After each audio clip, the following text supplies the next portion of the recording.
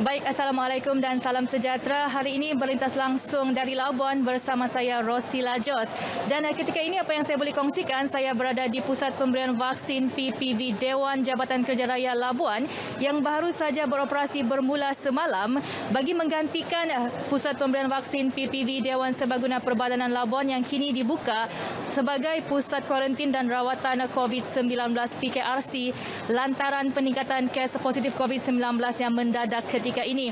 Dan apa yang boleh saya kongsikan ketika ini, penerima-penerima vaksin yang hadir ke pusat pemberian vaksin ketika ini memenuhi ataupun mematuhi prosedur operasi standard yang telah pun ditetapkan seperti menjaga penjarakan fizikal mereka, memakai pelitup muka serta mengimbas mai sejahtera. Dan untuk makluman penonton, di Labuan terdapat 3 pusat pemberian vaksin yang dibuka bagi memudahkan warga Labuan untuk mendapatkan vaksin mereka, iaitu yang pertama di Hospital Labuan, yang kedua di Kompleks Darul Kifayah PPV KDK Darul Kifayah, dan yang ketiga adalah di PPV Dewan JKR Labuan kali ini. Dan pagi ini sudah tentunya saya tidak keseorangan, saya bersama dengan pegawai perubatan atau penolong pegawai perubatan Encik Raziman Junaidi yang akan berkongsi secara terperinci mengenai proses pemberian vaksin yang melibatkan warga Labuan. Baik, terima kasih Encik Raziman kerana sudi bersiaran hari ini, dan mungkin Encik boleh kongsikan serba sedikit proses pemberian vaksin di Labuan ini. Silakan. Okey, selamat pagi warga Labuan. Saya Raziman Muhammad Junaidi, penolong pegawai perubatan yang bertanggungjawab untuk mengawal selia di bahagian pusat pemberian vaksin di Dewan JKR. Ya. Okey, untuk sedia maklum, berlangsung dos pertama dan dos kedua. So sekarang hari ini kita buat dos kedua lah. Kita utamakan untuk dos kedua. Dos pertama akan disambung ke 3 minggu akan datang lah.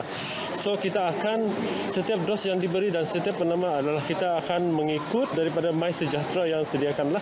So line listing kami akan terima dan kami akan teruskan buat pemberian vaksin mengikut nama yang My Sejahtera bagilah. Contohnya yang sekarang di JKR. So kita akan ikut JKR. Sebelum ni tempat adalah pusat pemberian vaksin di Dewan Perbadanan Labuan. So sekarang kita ubah kepada JKR lah untuk dos kedua dah dan yang seterusnya lah.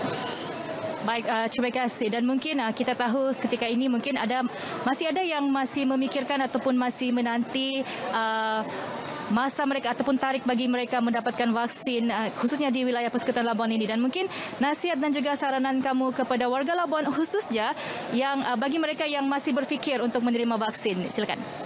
Okey, saya di sini di kesempatan ini saya menyuruhlah kepada warga Labuan untuk bersama-sama datang untuk mendapatkan vaksin, terutama sekali yang ada sudah nama yang telah disediakanlah. Kita utamakan warga Labuan, kita utamakan yang mereka yang sudah mendaftar, dan apabila sudah mendaftar kita teruskan untuk teruskan ikut kita punya senarai yang telah diberi dan datang untuk mendapatkan suntikan vaksin. Menyuruh juga pada penduduk Labuan agar tidak mendengar sepenuhnya kita punya inilah cerita-cerita yang tidak betul, yang viral sana sini. So kalau untuk mendapatkan kepastian, kita mintalah warga Labuan untuk teruskan bertanya kepada CPRC Labuan, hospital KKM staff sendirilah untuk mendapatkan kesahihan berita tersebutlah.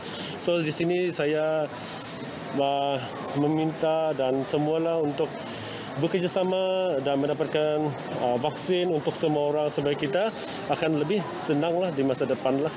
Okey, terima kasih.